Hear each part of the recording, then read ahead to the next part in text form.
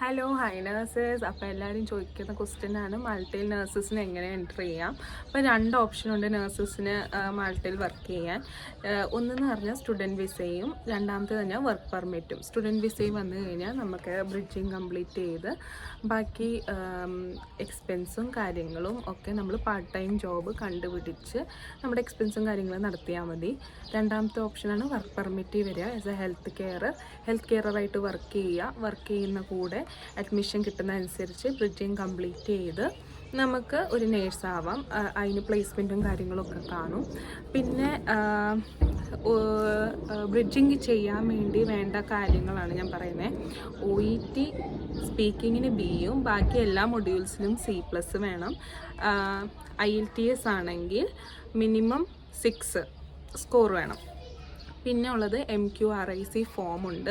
MQRICയിൽ normally BScക്ക് level 6ഉം GNMന് level 5 ആണ് വരുന്നത്. 3 years complete ചെയ്തവരാണെങ്കിൽ അവർക്ക് ഐഡിയ അക്കാഡമിയിൽ പോയി 1 ഇയറിൻ്റെ കോഴ്സ് കംപ്ലീറ്റ് ചെയ്യണം. പിന്നെ ഞാനീ പറയാൻ പോകുന്നത് ഒരു ഡിസഡ്വാൻറ്റേജ് ആണ്. സ്റ്റുഡൻ്റായിട്ട് നമ്മൾ വന്നു കഴിഞ്ഞാൽ, നമ്മൾ സ്റ്റുഡൻ്റായിട്ട് നിൽക്കുന്ന സമയത്ത് നമ്മൾ ബ്രിഡ്ജിങ് കംപ്ലീറ്റ് ചെയ്ത് കഴിഞ്ഞാൽ നമ്മളൊരു നേഴ്സായിട്ട് മാറുമ്പോൾ നമ്മുടെ ID കാർഡ് ചേഞ്ച് ആവും. അപ്പം ചേഞ്ച് ആവുന്ന സമയത്ത് നമുക്ക് ജോബോ കാര്യങ്ങളോ ഒന്നിനോ പോകാൻ പറ്റില്ല. അപ്പം അത് നമ്മുടെ ഓരോരുത്തരുടെ സമയം അനുസരിച്ചിരിക്കും. പെട്ടെന്ന് ID കാർഡ് കിട്ടിയാൽ നമുക്ക് പെട്ടെന്ന് നേഴ്സായിട്ട് മാറാം. അല്ലെങ്കിൽ ID കാർഡ് കിട്ടുന്ന വരെ നമ്മൾ വെയിറ്റ് ചെയ്യണം. പക്ഷേ കെയറായിട്ട് നമ്മൾ ആസ് എ കെയറായിട്ട് വരുമ്പം നമുക്ക് ജോബ് ഇല്ലാണ്ടിരിക്കുന്നില്ല. നമ്മളിതൊക്കെ നമ്മുടെ ജോലി ഒരു സൈഡിൽ നിന്ന് നടക്കുന്നു, ബാക്കി നമ്മുടെ ബ്രിഡ്ജിങ് അതേപോലെ കംപ്ലീറ്റ് ആവുന്നു, പ്ലേസ്മെൻറ്റ് നടക്കുന്നു, നമ്മൾ ജോലി ഇല്ലാണ്ട് ഇരിക്കുന്നില്ല.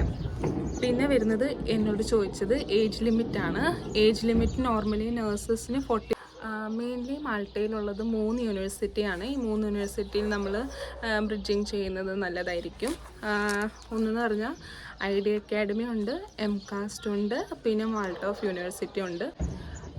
MCAST വഴി നമ്മൾ ഹെൽത്ത് മാർക്കിൻ്റെ അണ്ടർ ബ്രിഡ്ജിങ് കോഴ്സ് കംപ്ലീറ്റ് ചെയ്യുവാണെങ്കിൽ നമുക്ക് പകുതി ഫീസ് മാത്രം കൊടുത്താൽ മതി. അത് നമ്മുടെ സാലറിയിൽ നിന്ന് തന്നെയാണ് കട്ടായി പോകുന്നത്.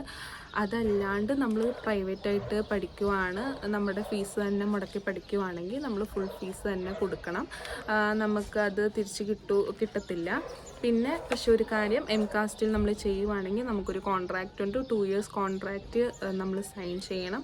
അത് നമ്മൾ കംപ്ലീറ്റ് ചെയ്യുവാണെങ്കിൽ നമ്മുടെ കയ്യിൽ നിന്ന് മേടിച്ച പകുതി കാശും അവർ നമുക്ക് തിരിച്ചു തരും.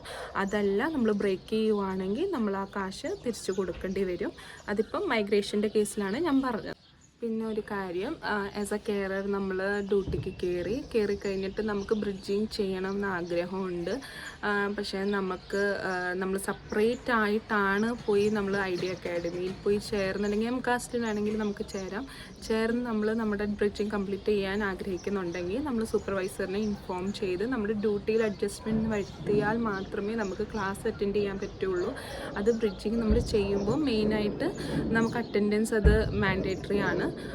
അതല്ല നമ്മൾ ഹെൽത്ത് മാർക്ക് വഴി തന്നെ വരുവാണെങ്കിൽ അത് അവർ നമ്മുടെ ക്ലാസ് അനുസരിച്ച് നമുക്ക് ഡ്യൂട്ടി അഡ്ജസ്റ്റ് ചെയ്ത് തരും. അപ്പം നെക്സ്റ്റ് വീഡിയോ കാണാം. അതുവരേക്കും ബൈ.